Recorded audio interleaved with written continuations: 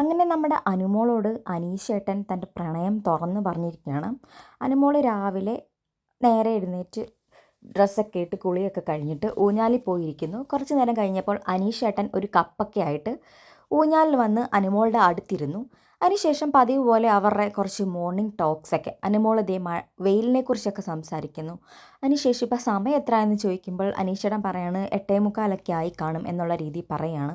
അതിനുശേഷം അനുമോൾ പറയാണ് ഇതേ തുമ്പികളൊക്കെ വന്നു, മഴ കഴിഞ്ഞതല്ലേ, ചെറിയ തുമ്പികൾ വലുതായതായിരിക്കും എന്നുള്ള രീതിയിലൊക്കെ സംസാരിക്കുന്നുണ്ട്. അതിനുശേഷം അനീഷേട്ടൻ്റെ അടുത്ത് പറയാണ്, അനീഷേട്ടൻ ഇന്നലെ രാവിലെ നേരത്തെ എണീറ്റോ? കണ്ണും മിഴിച്ച് കിടക്കുന്നുണ്ടല്ലോ, ഞാൻ പേടിച്ചു പോയി. പിന്നെ എന്നെ നോക്കി ചിരിച്ചപ്പോഴാണ് എനിക്ക് കുറച്ച് സമാധാനമായത്. അപ്പോൾ അനീഷേട്ടൻ പറയാണ്, ഞാൻ കുറച്ച് നേരത്തെ എണീറ്റു, എന്താണെന്ന് അറിയത്തില്ല, ഞാൻ കുറേ നേരത്തെ ഇന്ന് എണീറ്റായിരുന്നു എന്ന് പറയുന്നു. അപ്പോൾ അനുമോൾ പറയാണ്, അനുമോളോട് ചോദിക്കണം, അനുമോൾ നേരത്തെ കിടന്നുറങ്ങിയോ?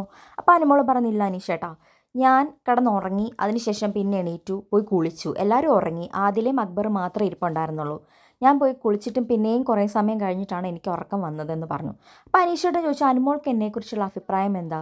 അപ്പോൾ അനുമോൾ പറയണം, അനീഷേട്ടൻ ആദ്യം എനിക്കിഷ്ടമൊന്നും അല്ലായിരുന്നു വന്ന ടൈമിൽ, പിന്നെ കുറച്ച് നാൾ കഴിഞ്ഞ് ഇപ്പോൾ അനീഷേട്ടൻ ഒരുപാട് മാറി, ഇപ്പോൾ എല്ലാവർക്കും ഇഷ്ടപ്പെടുന്ന രീതിയിൽ അനീഷേട്ടൻ മാറിയിട്ടുണ്ട് എന്ന് പറയാണ്. അപ്പം എടുത്തടിച്ച പോലെ അനീഷേട്ടൻ ചോദിക്കുകയാണ്, എന്നാൽ നമ്മൾക്ക് വിവാഹം കഴിച്ചാലോ എന്ന്.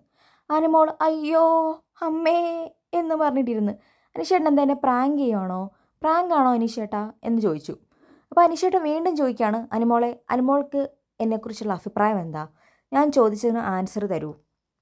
അപ്പോൾ അനുമോൾ പറയണം, ബിഗ് ബോസ് ഇതിനായിരുന്നു വിളിച്ചത് എന്നെ പ്രാങ്ക് ചെയ്യാൻ വേണ്ടിയിട്ട്.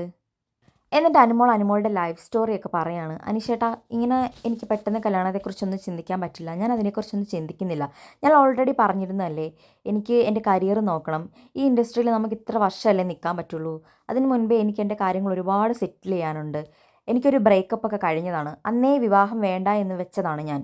പക്ഷേ എൻ്റെ മാതാപിതാക്കൾക്ക് ഞാൻ വിവാഹം കഴിക്കാൻ ഒരുപാട് ആഗ്രഹിക്കുന്നുണ്ട്, അപ്പോൾ അവരുടെ ഒരു നല്ല ജീവിതത്തിൽ എൻ്റെ വിവാഹം നടത്തി കാണണമെന്ന് ഞാൻ ആഗ്രഹിക്കുന്നുണ്ട്. അപ്പം ഞങ്ങൾക്ക് അങ്ങനെ വസ്തുക്കളോ ഒന്നുമില്ല, വീട് മാത്രമേ ഉള്ളൂ, അപ്പം എൻ്റെ വീടിപ്പം എൻ്റെ ചേച്ചിക്കുള്ളതാണ് എന്നുള്ള രീതിയിലൊക്കെ അനുമോളുടെ സ്റ്റോറി ഇങ്ങനെ പറഞ്ഞുകൊണ്ടിരുന്ന സമയത്ത് അനീഷേട്ടൻ അതൊന്നും കേൾക്കാൻ താല്പര്യമില്ലാതെ ക്യുക്കായിട്ട് അനുമോളുടെ അടുത്തുനിന്ന് എണീറ്റ് പോവുകയായിരുന്നു. അനുമോൾ ആകെപ്പാടെ ഭയങ്കര ഡൗൺ അല്ല, അനുമോൾ ആകെ അങ്ങ് ടെൻഷനായി. ഈ അനീഷേട്ടൻ എന്താ പറയുന്നേ, ഇതൊക്കെ ശരിയാണോ, ക്യാമറ ഇല്ലേ ഇവിടെ, പ്രാങ്ക് ആണോ എന്നുള്ള രീതിയിലൊക്കെ ആകെപ്പാടെ കൺഫ്യൂസ്ഡായി. പക്ഷെ അനീഷേട്ടൻ ഒന്നും മിണ്ടാതെ എണീറ്റ് പോയപ്പോൾ അനുമോൾക്ക് മനസ്സിലായി ഇത് ഏകദേശം എന്തോ ഉണ്ട്. അനുമോൾക്ക് ആ സമയത്ത് കുറച്ച് വെപ്രാളം കൂടിയിട്ട് അനുമോൾ പിന്നെ അങ്ങോട്ടും ഇങ്ങോട്ടും നടക്കാൻ തുടങ്ങി. അതിനുശേഷം ആദിലെ വിളിച്ചിട്ട് കാര്യം പറയുന്നുണ്ട്.